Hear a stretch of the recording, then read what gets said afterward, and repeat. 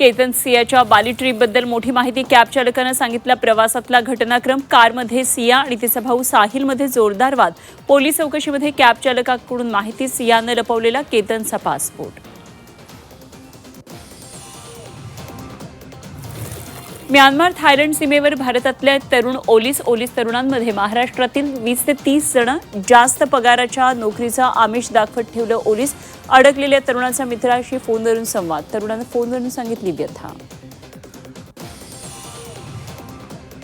संत निवृत्तीनाथ महाराज पालखीचा आज प्रस्थान. पालखी त्र्यंबकेश्वरहून पंढरपूरकडे प्रस्थान ठेवणार. हजारोंच्या संख्येनं वारकरी त्र्यंबकेश्वरमध्ये दाखल. भायखळा विषारी कॅप्सूल प्रकरणात आरोपी फय्याजच्या चौकशीतून हादरवणारी माहिती समोर. पत्नी सोडून गेल्यानं सुडाच्या भावनेतून कॅप्सूलचं वाटप, समाजाबद्दलच्या द्वेषातून कृत्य केल्याचं उघड.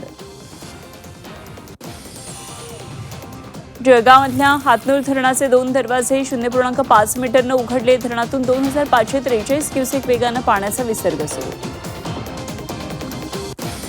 मुंबईतील धरण क्षेत्रात 4 आठवड्यामध्ये अवघा 40 ते 70 मिलीमीटर पाऊस. धरणामधील पाणीसाठा 7% मुंबईवरील पाणी कपातीचे संकट वाढण्याची शक्यता.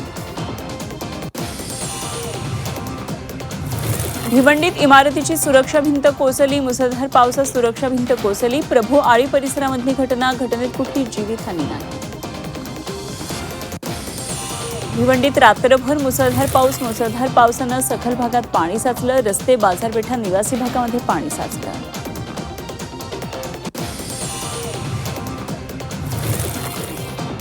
लातूरमध्ये दमदार पावसाची हजेरी. महिनाभराच्या प्रतीक्षेनंतर जोरदार पाऊस. शेतकऱ्यांमध्ये समाधानाचं वातावरण. अमरावती विभागात समाधानकारक पाऊस नाही. अमरावती विभागातील धरणांमधील पाणीसाठा घटला. अमरावती विभागातील धरणांमध्ये 31.37% पाणी. अनेक भागात टँकरनं पाणी पुरवठा सुरू.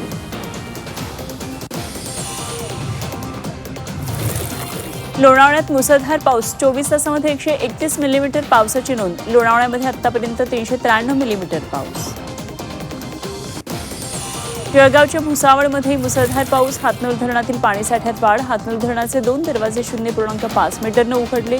2543 क्युसेक वेगानं पाण्याचा विसर्ग. नाशिकमध्ये भाजीपाल्याच्या दरात मोठी वाढ. पावसाचं प्रमाण कमी असल्यानं भाजीपाल्याची आवक घटली. भाजीपाल्याच्या दरात 30 ते 35% वाढ.